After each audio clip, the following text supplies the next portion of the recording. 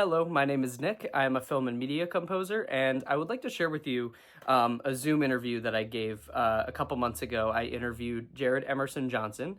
If you don't know him, he's the composer to all the Telltale games, including Telltale: The Walking Dead, A Wolf Among Us, and he's done some other games outside of Telltale as well. We discussed his work on those games, as well as just a general discussion on music for games and visual media, and he had a lot of valuable input, so I thought I'd share that with all of you. So without further ado, I hope you enjoyed this interview.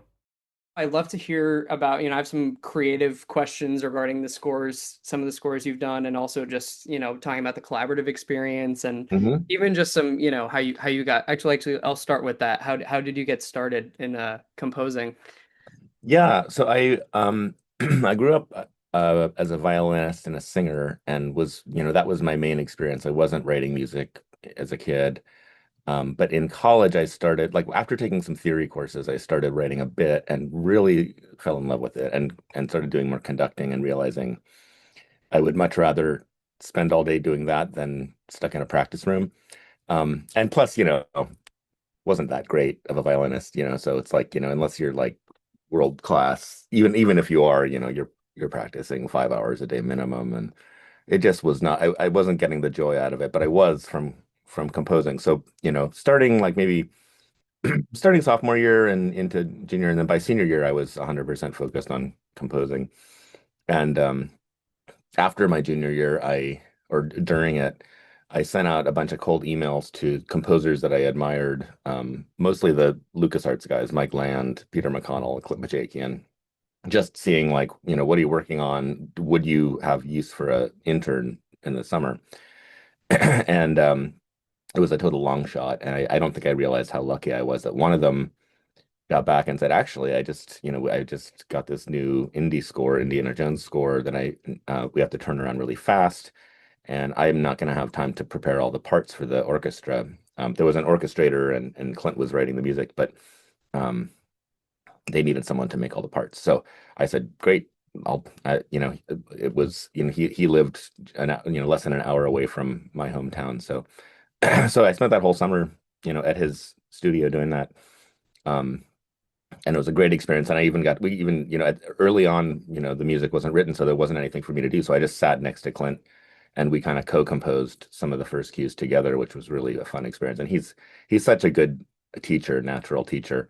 I don't know if you know him. He'd be a great person to talk to as well, because he's been around so long, and he loves to talk about, composing and the industry. But it was a great experience. It was fabulous. So I went back to my last year of college. We kept in touch, and the whole thing culminated in this big orchestra recording that was I was starstruck. I'd never done anything like that before.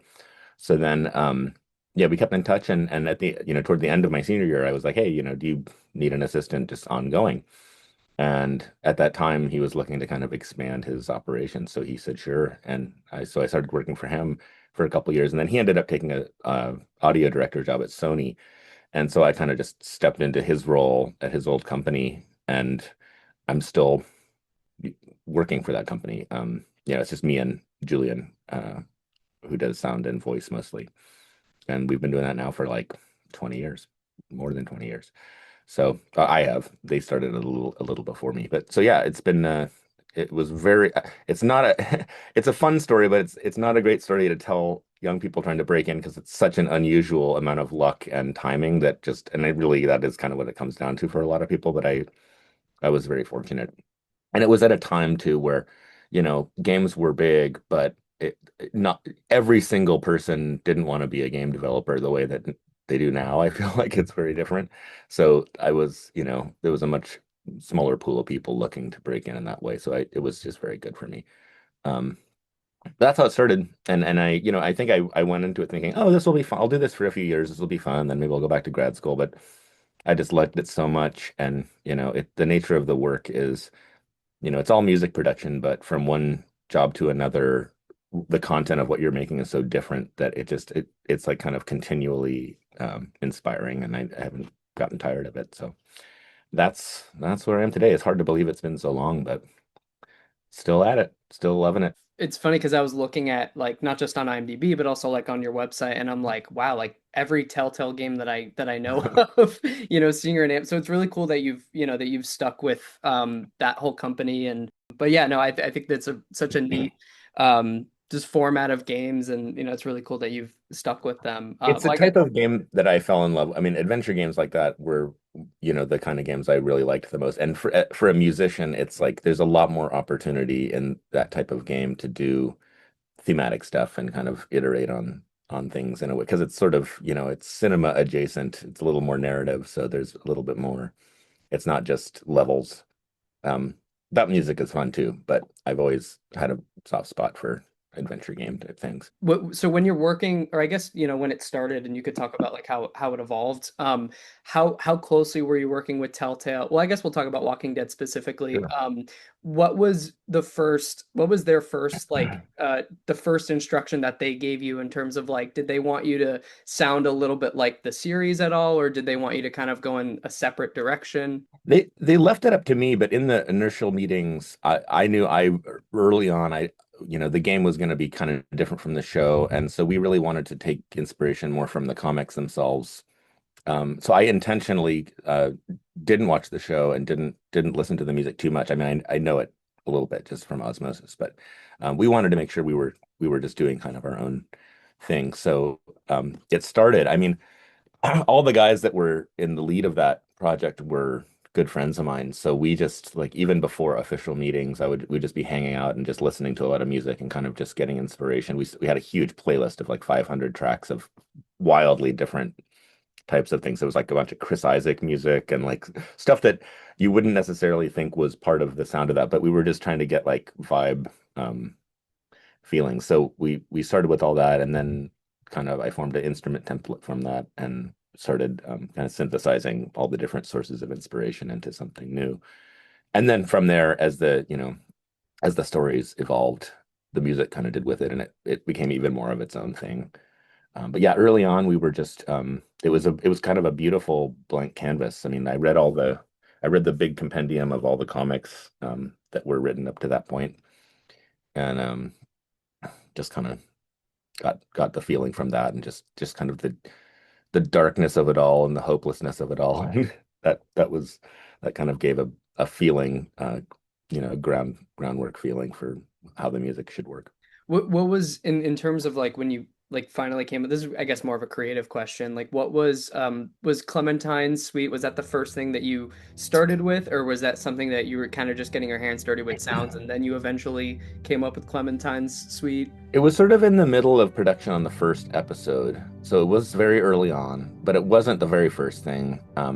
We knew we wanted to have something for her, but I think that particular piece, it wasn't necessarily more special in the moment, and then like people really liked it, and it did kind of evoke something. So as as it evolved, as there were more and more iterations of that theme, it did kind of become like the overarching connective tissue of the whole score. But yeah, no, that just kind of came out of scoring a very specific scene in the first episode. Um, that was like one of the quieter moments where I think it was just Lee and Clem talking together, just the two of them for the first time. And so it was a chance for the music to kind of shine because of that, because there wasn't a whole bunch of action. It was just one of the few quiet moments. And yeah, I'm trying to remember like what the specific sources of inspiration for that track were, because I've been asked this a lot, and I know like there was some like Angela Badalamenti, like Mulholland Drive stuff on the playlist. I think some of it came out of that, like just the really long drony stuff was kind of inspired by his work for David Lynch a little bit. I did see a couple other names as like additional music and like a music editor. I wrote them down: Brett Levick and Connor Stock. So what was Mhm. it like having, just having that extra help? Like what kind of instructions did you give them? They were so that was like they kind of came in, I want to say around maybe the Michonne game or the third season. It was just at that point, there was so much happening at Telltale, that we were back to back with Walking Dead games, but also all the other stuff. So I was often working on two or three things at the same time. So once we had this kind of big temp or collection of existing music. For some of it, it made sense to do, some edits here and there instead of having, maybe it didn't work to just completely reuse something, but we could kind of adjust it to fit a certain moment. So they were there for that. And so as far as like instruction, it was mostly just like me saying, "Oh, take a look at these tracks and see if you can get, make something that fits for this particular moment out of them." Um, and they, I think sometimes they were working from sessions and stems and stuff, but some of it was just regular two-track editing. I mean, I've also thought about the songs that are thrown in there. Like my Hmm. personal favorite, I love the song "Take Us Back" was added to like every playlist Yeah. since I first heard it. I thought that was and also the reuse of that in the final game I thought was great. So Mm. was that did you play any role in choosing those songs, or was that just all the developer team? It was mostly the developer team. I mean, we talked about those kind, especially those sort of end of episode songs, because there were quite a few of them. And in some cases, I think in that case, that was just like Sean Vanneman, who was one of the designers of the first season. He just like early on, he's like, I love this song. It fits so perfectly. So that was just kind of set and known, like once they got the rights for it. Um, and then there were some where we created something that was usually like an existing, sometimes public domain song, like In the Pines, or we did it with a couple of them, where we were, creating from scratch the music, but it was an existing song. And obviously I was more involved in those, but um, yeah, it kind of depended on the director. Like the way that a lot of those Telltale games worked was there was sort of a hierarchy of like the season director, season designer, who kind of had really big picture stuff, and then each episode would have their own episode director. And some of them were more interested in, or like, more hands-on with the music, and some were much less so, and it kind of just depended on their preference. So I just, went with whatever people were wanting. If people had a specific suggestion that they liked, usually it was a good one, so I would say, great, let's do that. I don't think there were any where I was like, I don't like, let's talk about this a little more. That pretty much everyone had good taste. It was a great, I mean, the team of people at Telltale, especially back in those days, was, sort of the height of it was just a lot of really creative people that really kind of were all on the same page, I think, about what the overall sound and feel of those games were meant to be. I heard you mention In the Pines, and this kind of ties into what got me to finally play the Telltale series was that I played the VR Saints and Sinners, and Hmm. that also had the song In the Pines. And Right. I think it was just in the second game, but then when I heard it again in this one, I'm like, oh wow, they used that in both Yeah. games. So I don't know. I didn't know if it was like any like they just made the same decision, if it was just a coincidence. So I think it yeah, was a coincidence. I don't really yeah. know. I can't remember who first suggested that. It came up organically in a lot of discussions. But I mean, that's such a great song, and it's very evocative. It's very American. Um, I think I first heard the version that Nirvana played in their unplugged show, and then, as a teenager, and then learned about the whole history of it and Lead Belly and all that, um, from that. But I play it with my jug band still. It's a favorite song. I heard you were doing because you said in the email that you were, conducting a musical and you're talking about a band as well. Like, besides composing, what other music stuff are you doing? It's a lot of theater stuff, and I do have a jug band that we've been together for about 10 years now, and it's nice to have outlets like that because composing is such solitary hermit-like work. You can get in your head a little bit. So playing music with other people keeps it fresh, so you're not just recycling your own brain's output. and get and I mean, I've always loved doing theater as well, and it's why part of why I like scoring games is it's not, I mean, even though the work is solitary, it's a collaboration. So you're telling a story that isn't your story. And there's a vision beyond your own. So I find that really stimulating. I feel like it gives me more ideas than I would have if I was just pulling from my own brain. But yeah, theater, I mean, I've always loved performing, and I love music directing. Um, and you learn, I mean, you're constantly learning new stuff, tackling new shows and solving problems that way. And just studying scores. The best thing for any composer to do is listen to a lot of music, and um, so yeah, it's been fun. The show we just did was this crazy, awesome old musical review from the 30s that's very kind of progressive.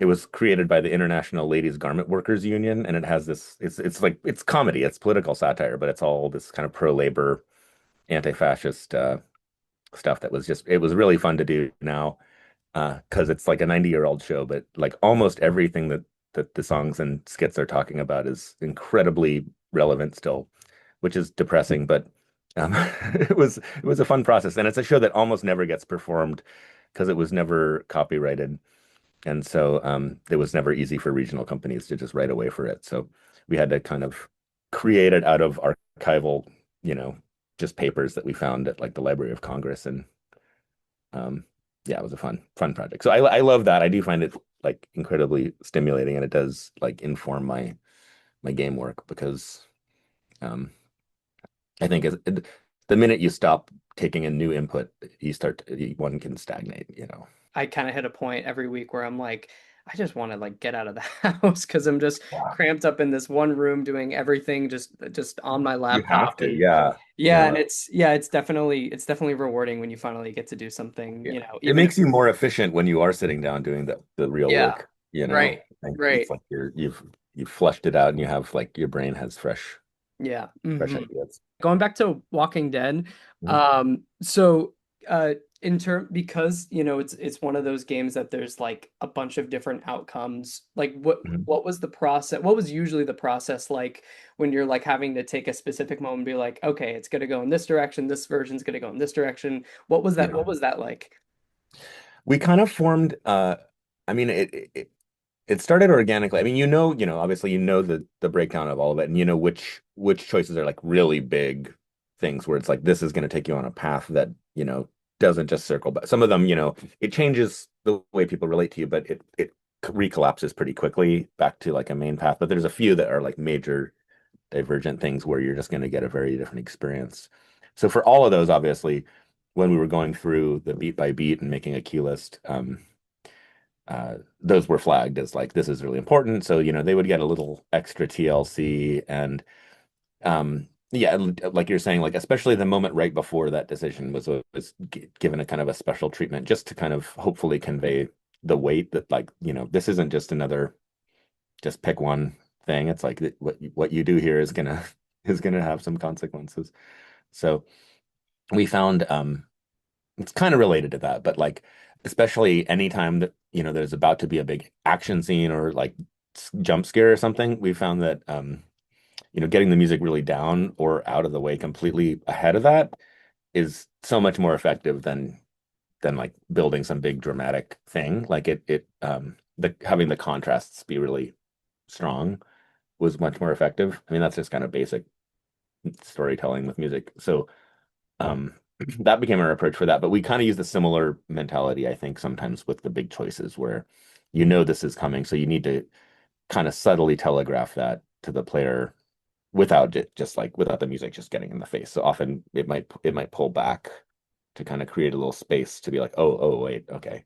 Kind of put the player on the spot a little bit. Yeah, I think just as a just a player experience, like I remember, well, for me, I would say the hardest choice I probably had to make was the end of the second game when you have to choose between either staying at the community or leaving with Kenny, that one. Like I can It's imagine that. huge, yeah.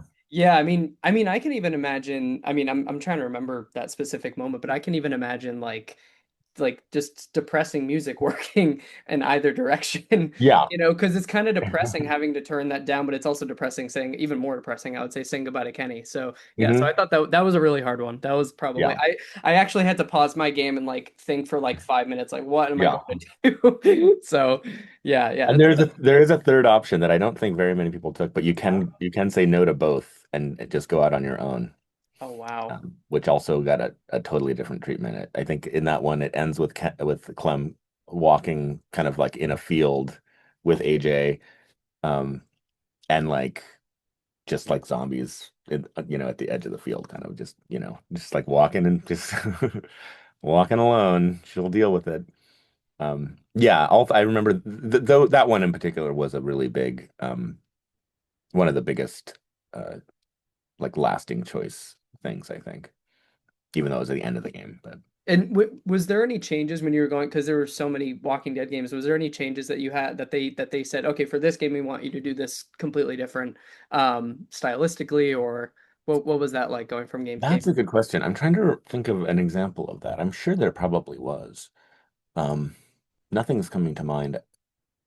Like I know that for the third season, because you aren't playing as Clem, there was a lot of discussion about what that means for the music and like how much do we make it different. Obviously, we won't be using her theme as often, um, but like trying to make that one. So I feel like that one is maybe the most different sounding of all the seasons. And same with 400 Days. Each of those kind of had a very distinct, separate vibe between I think they're five vignettes. I can't remember, but um, anyway, So like those for sure. I can't think of like a specific moment or like a bit where there was like a really specific direction. I remember in season four, there's the scene in the barn with the bell and there's kind of all the zombies that are just being held. Um, and that I know there was some very specific direction about how they wanted that to play and feel and kind of some specific reference points.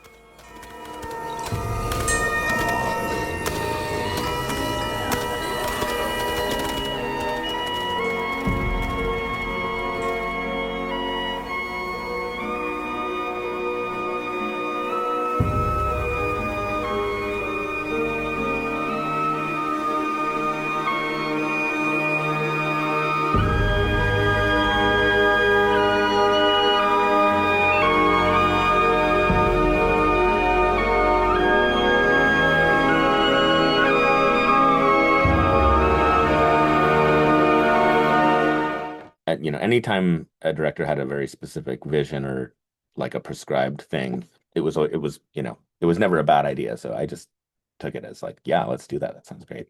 Just overall working, I mean, I guess working with Telltale and, not even, whether it's Walking Dead or any other series, like what has been the biggest challenge, working on those types of games?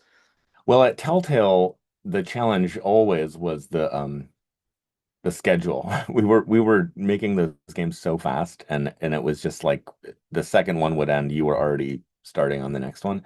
So just getting a workflow and a work, plan in place to make that possible uh took some coordination. And by the end it was very smooth and we just had it was kind of chugging along. But it was a breakneck pace we were going at. I mean, they were just turning out so many games really quickly.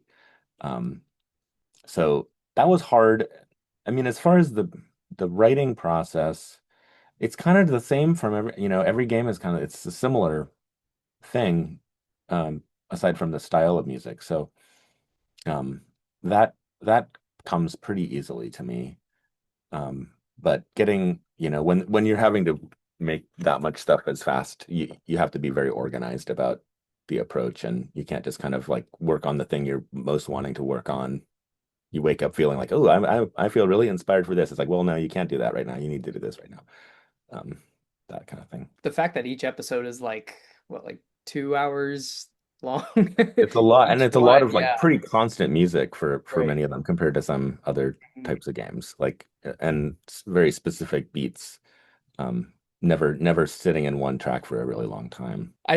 So actually going to I Expect You to Die, because I saw that you wrote that song. Wait, so Hmm. actually, did you write the lyrics to this song as I did well? not write the lyrics. I Oh, did not okay. write the lyrics. Yeah. Gotcha. I think So, those were written by another guy whose name is also Jared, who works at Schell Games. oh, Um, okay. Jaeger, maybe. I can look it up, but yeah, they're Yeah. so much fun to work with, and Oh, yeah. I'm looking forward to doing more with them. I know they've got a few things that they're working on now that aren't quite ready for music yet, but as soon as they are, I'm excited because those have been so much fun.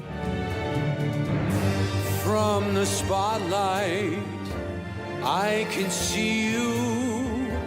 Play your cards right, kill your stage fright. This could be you. If all the world's a stage, let's set it on fire. So you'll be the spy and I'll be the liar.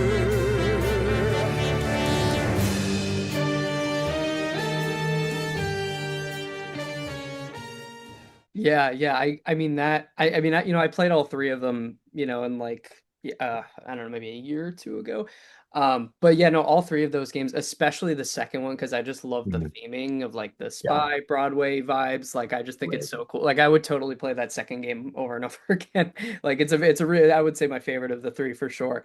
Yeah. But yeah, well, first I want to, I guess, ask about the song. Like, what was the process? Oh, I'm guessing, someone else did the lyrics, but I'm guessing you came up with the themes and everything and Yeah, yeah. orchestration. So I mean, there was a lot of talk. It was that those are very collaborative. So they would often have kind of like uh a rough demo with the lyrics, kind of just the scansion of them and general ideas. Usually just like piano and singing. And they'd get it to me, and so I would then kind of go wild from there and get it all orchestrated out and big and then do all the recording. But yeah, those are interesting because it's kind of the opposite of Telltale, where it was just the one song, for the whole representative of the whole experience. So we're trying to capture that and, evoke the spy tropes, but also be kind of new and fun and then having these great kind of celebrity singers doing them. Did you do any of the score as well, aside from the song, or did you So Frank does some of it. Frank Lubsey. He's one of the main contacts I've had there. He's an audio director. Oh, Jared Mason. That's who wrote the lyrics. Jared Mason is his name. Yeah, Schell's great. I love their games, and I those songs are very different from the day to day of most of what I'm doing. It's fun to do something that is going to get like totally showcased. It's not in the background behind gameplay. yeah, and So it's kind of indulgent. yeah, it's Yeah, such a game series of games too that has like so much personality to it. yeah, Like there's no dull moment. Like even just in just like the narrator's voice. I mean, it's the same narrator each game. Like it's just got a lot of personality. So I bet it was really fun working on that and coming up with some really like out there expressive ideas. yeah. So And I just love that kind of 60s big orchestra, yeah.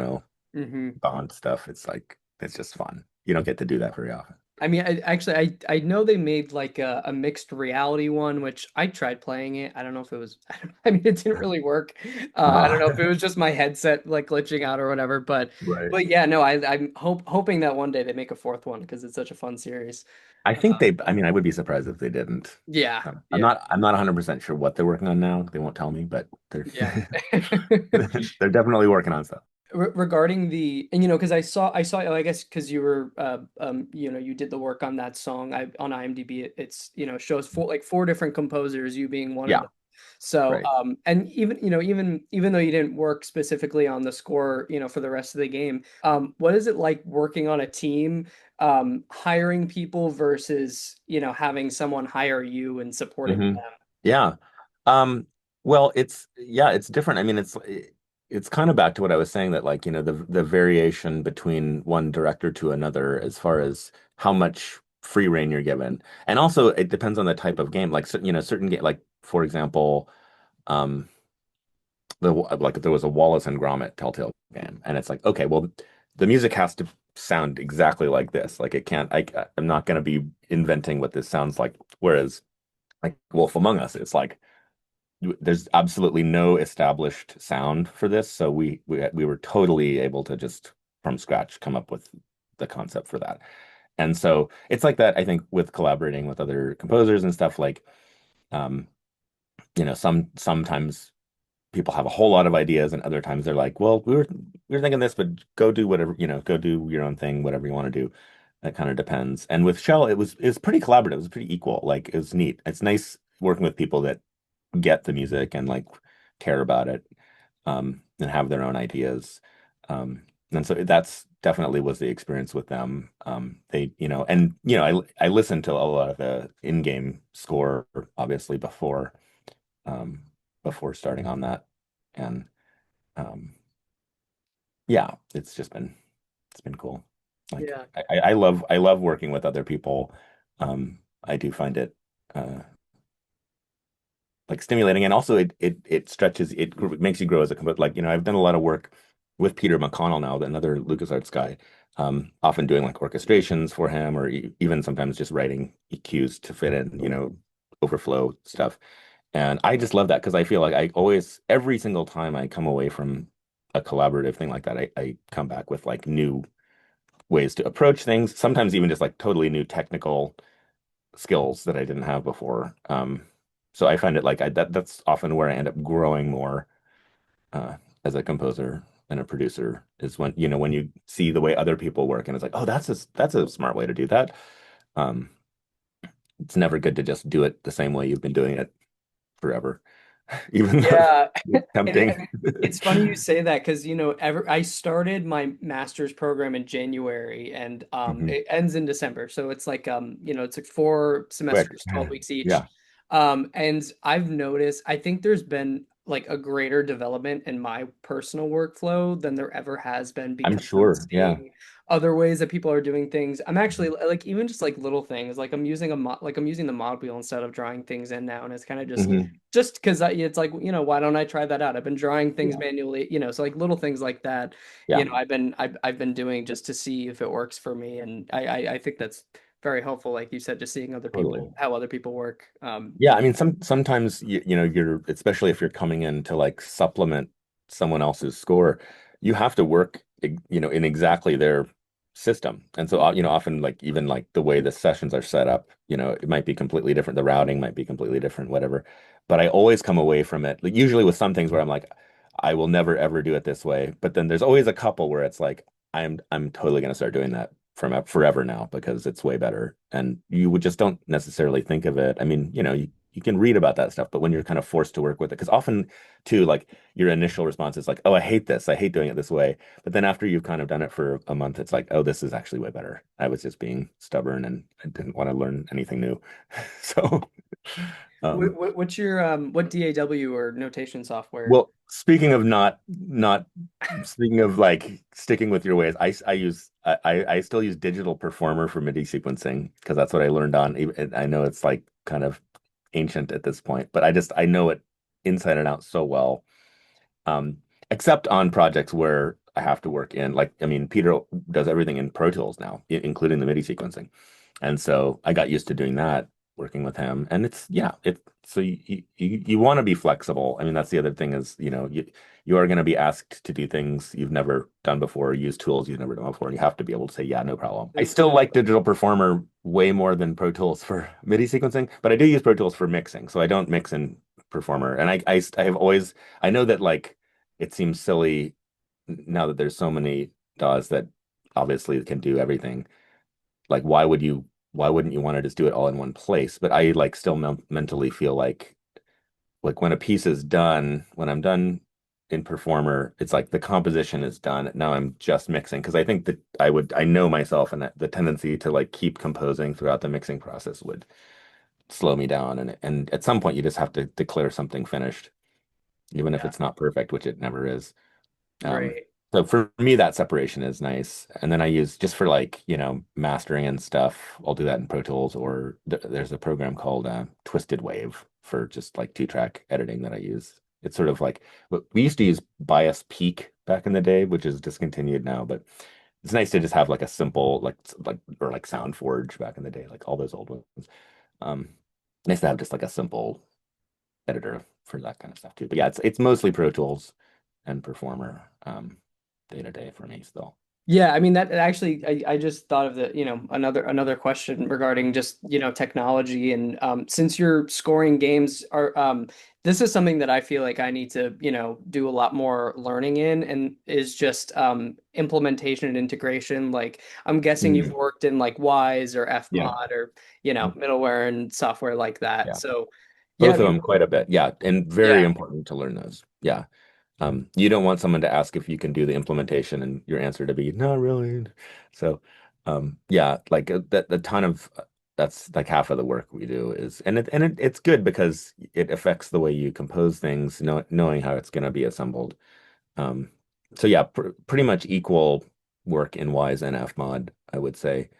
Um, and then even just like, within Unreal or Unity, with some of their native tools as well. Just being able to do all of it kind of as best the tools can manage.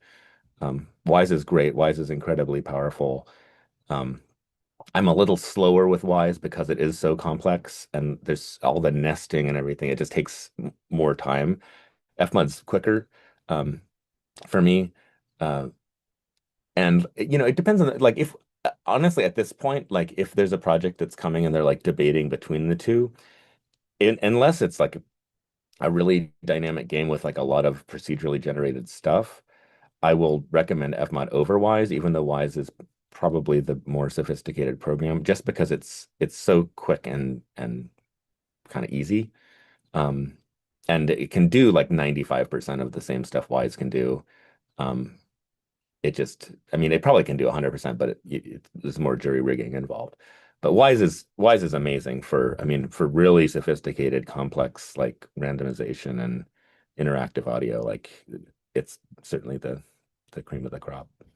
I will say, I mean, just generally speaking, I've noticed that like in the last like 10, like 15 years or so, video games in general, like there have been a lot more like creative video games that exist. Mhm. And like a lot of developers I'm noticing kind of giving the players like opportunities to like, whether it's a level editor or like, Mhm. I've seen like, my favorite, and this is actually something that I'm doing as part of my portfolio right now, which is kind of a fun little project. I'm a big fan of the game Geometry Dash, Oh, and that sure. Yeah, yeah. yeah, and that level editor is, I mean, especially since the most recent update, it's extremely advanced. Like you're adding like spawn triggers and sequence triggers and like all these different, advanced things that, maybe if I'm working in Unity, it doesn't look exactly like that, but it's such a good mindset Yeah. thing that like if I'm thinking like that, how things are going to adapt, that will definitely help me when I'm thinking in Wise or Unity or something along those lines. So I definitely mess around with that because I know it's going to be just a useful mindset thing.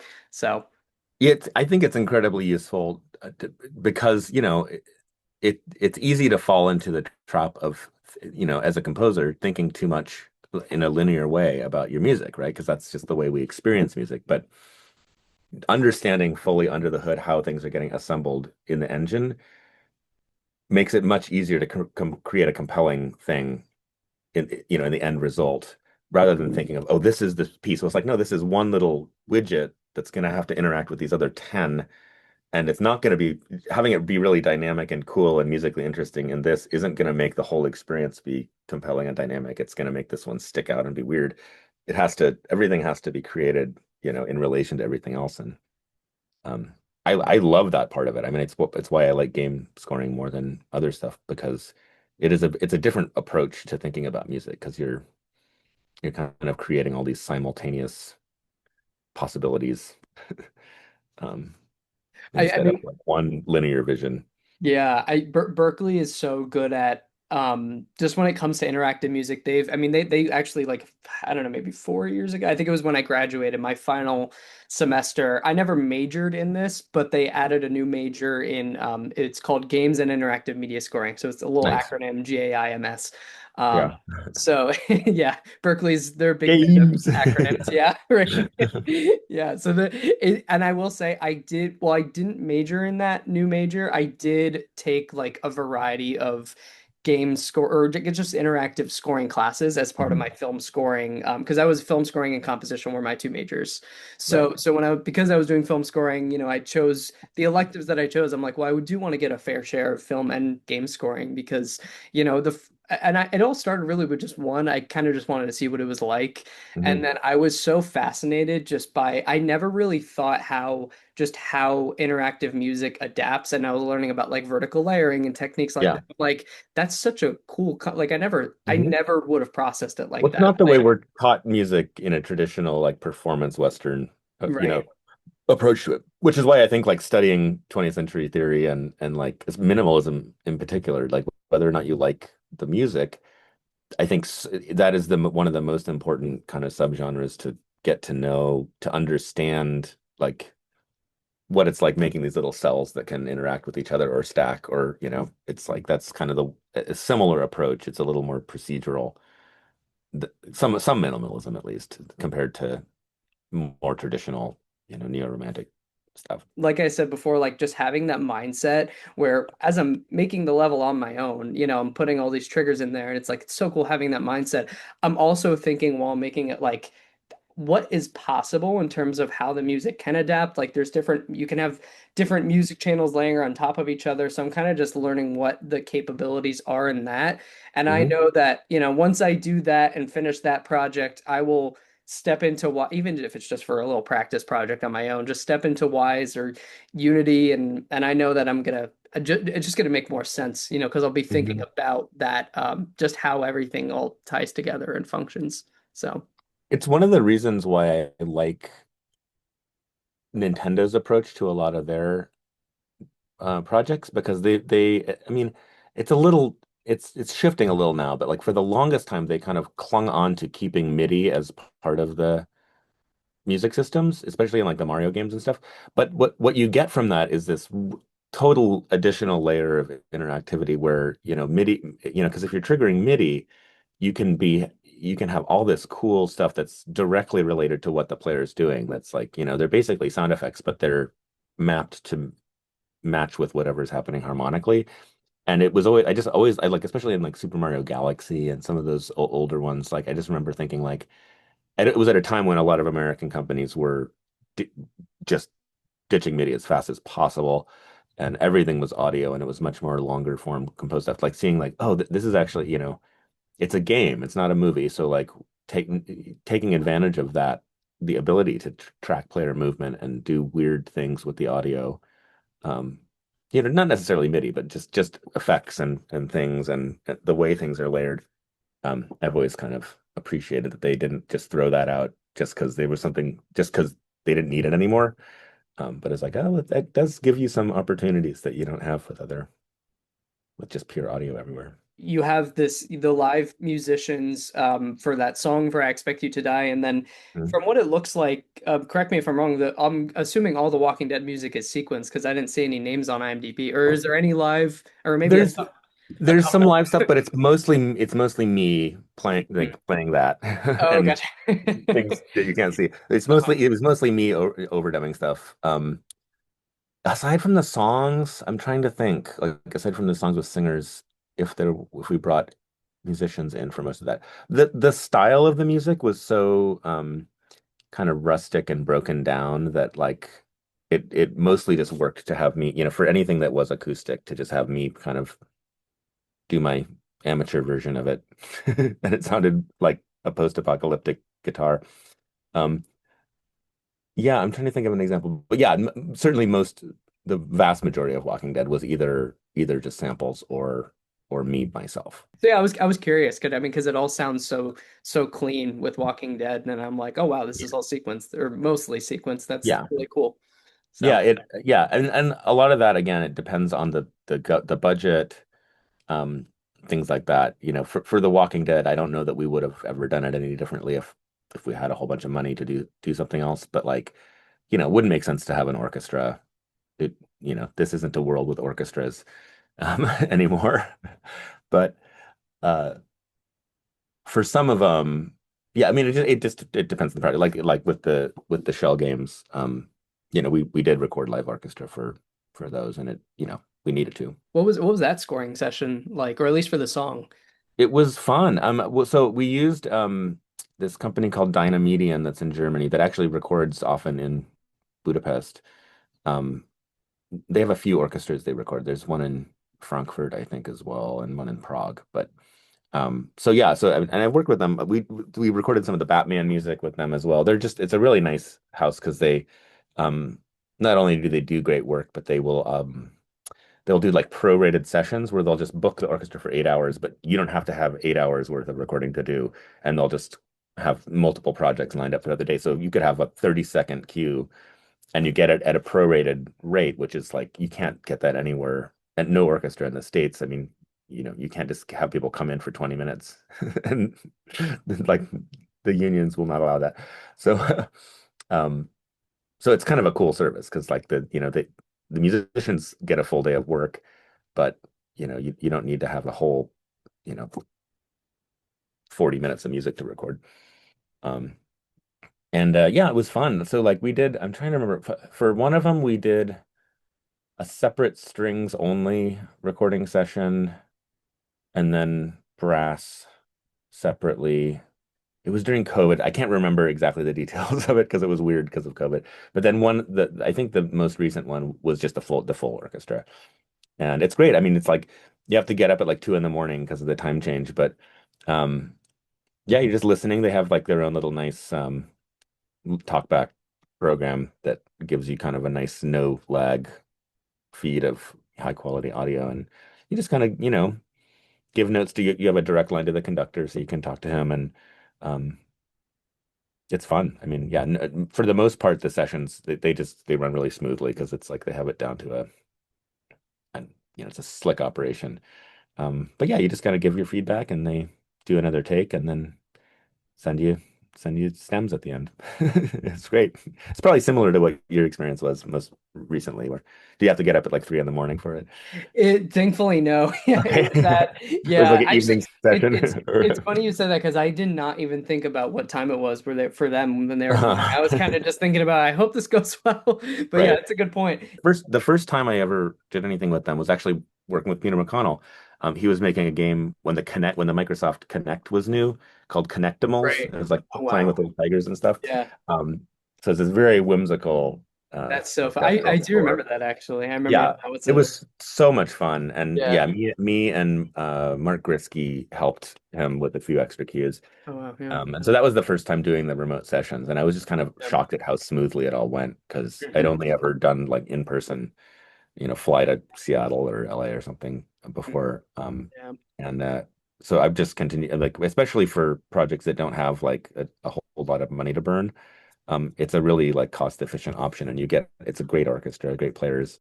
I guess my last question that I can really think of is just, since I'm kind of just, stepping into, this field as an emerging composer, like I mean, I know it's kind of a broad question, but in terms of getting started, what's your advice? It's a hard question to answer because it is. I feel like no one composer is going to have advice that's like particularly useful because I feel like everybody's uh, story is very different. I mean, the bottom line with any kind of entertainment thing is like who you know is more important than what you can do. You have to be really good at what you do. That's like just the baseline given, and then it is just making connections with people and nurturing them. Um, and so like and that alone also doesn't, I mean, like every composer I know who's been doing it for 20, 30, 40 years, like they're still constantly scrounging for work. And like it's especially a kind of weird time right now in the industry. Like so many smaller studios have closed, so many have been like bought up by Disney and consolidated. Um, and so and there's just layoffs and stuff. So it's like it feels very volatile. Um, and so even though, as a composer, you're most likely to be doing contract work. Most likely, you see, some places have in-house composers, but either way, um, it's a lot of delays and it's a lot of this and that. So it's like it's kind of a matter of like persistence and patience a lot of the time. But I do recommend if you haven't ever come out to the Game Developers Conference, it's worth coming there, specifically trying to meet audio directors, like in-house audio directors. It's criminal how expensive it is, but it is also kind of one of the only chances to meet like a ton of people in a cool vibe. The lectures are great too. Like it's fun just for that, but like especially if you can, make some connections with people. And it's hard because, the audio directors, they'll give their talk and then there's like 400 dudes giving them their card. And so, but they know, I mean, they know everyone knows what it is, but there's kind of no other way. Um, and it's just kind of getting in people's heads. The other advice I have is like, especially with indies and low budget things and like um just saying yes and doing stuff and uh nurturing relationships with like young creative people who are likely to kind of continue on because like anytime you work with someone it's very likely they'll hire you again. So like getting in with the guy who's making a game by himself, in his parents' house and funded by his grandma's inheritance or something, like he's probably going to make another game and he'll hire you for that. And 10 years from then, it'll probably be working on bigger stuff. So like those, like definitely don't, no job is too small. I would say. Obviously, protect yourself financially, but um, don't don't be afraid to kind of take something that's not the most exciting thing, um, because it is just, I literally have a list of like every client we've ever worked with, and I will just every few months just sort of make sure if I haven't already, check in with everybody just to kind of remind them that you're there, um, and just sort of keep a finger on the pulse of what's happening, because it's not that is the hardest part of it, and it's very up and down. Um, One of the really nice, very lucky things about working for Telltale was they were just making so much content that there was like a 10-year period where I was doing other stuff, but I was not having to like actively solicit clients constantly the way that is more normal. Because it was just there was always another one on the horizon there. Um, so yeah, I mean, it's not advice that you probably haven't already heard 1,000 times, but yeah, that's the main thing. The other thing is just make sure your skill sets are very broad.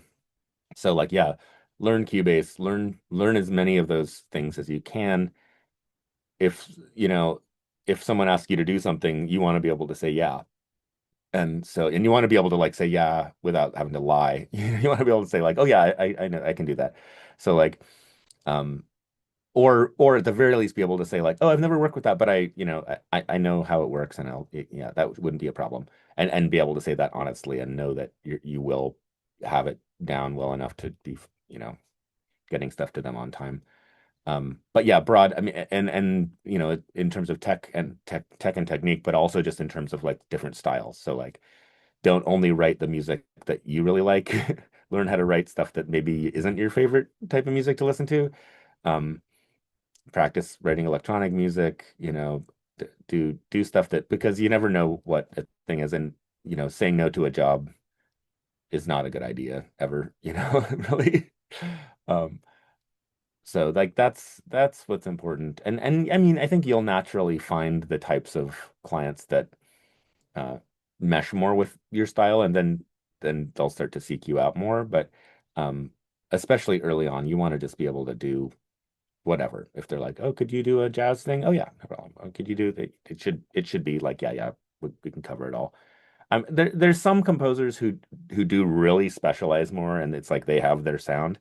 Um, but we only know about them because they've been like phenomenally successful at that. And I think that it's like, just strategically, in my experience, it's much better to have a broad um palette of capability, because it really, from one, and it's also, I find more fun. Like, I'd rather write three things in three really different styles than do the same thing three times, even if it's a style that I really like. Honestly, since I'm doing film scoring, I say just be versatile because, media scores require, a variety in genre, like you said, a variety in skill sets, knowing all these different things. So I said just be as versatile as possible. So I've been Yep. trying to do that as much as I can. I think video game scoring even more so. I see this Yeah. wider range, because film scores, it's like, all right, a lot of the time you might see an orchestral thing and then you'll see some electronic stuff as well, maybe a jazz thing, depends on the film.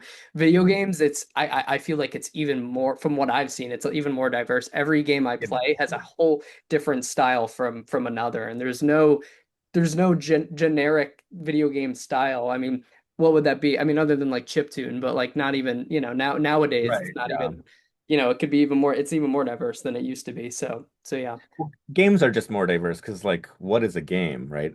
There can be two games. They're both technically games, but like one is Candy Crush on your phone and the other is, Call of Duty. I don't know. But it's like they're both games, they're still part of the games industry, and you might be working on one and then the other. Whereas film, at least the medium is kind of the same every time. What a game is can be wildly different. And so I think that ripples out into the music and the art, everything. It's funny because it's like the games industry as a as like a an industry is massive, but Yeah. it's a small group of people. I mean, it's like Yeah. everybody knows everybody else literally Yeah. across disciplines, and so like you Right. you want to be known as like a good guy.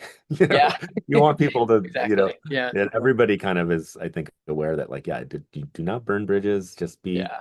be easy to work with. Like it. Yeah. But thank you so much. I really this really I was, I was thinking to myself right when I saw the name, I'm like, oh my God, like I'm gonna be talking to the guy who did the Walking Dead Telltale games. Like that's Yeah. so cool.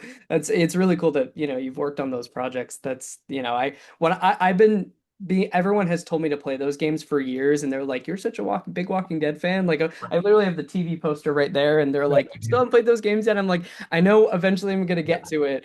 And then to see that you also did the, I Expect You to Die, that Yeah. you worked on that song is, so cool. So yeah, it was really valuable hearing all of this. So thank you. Awesome. Well, Yeah. absolutely. Anytime. Take Yeah. care.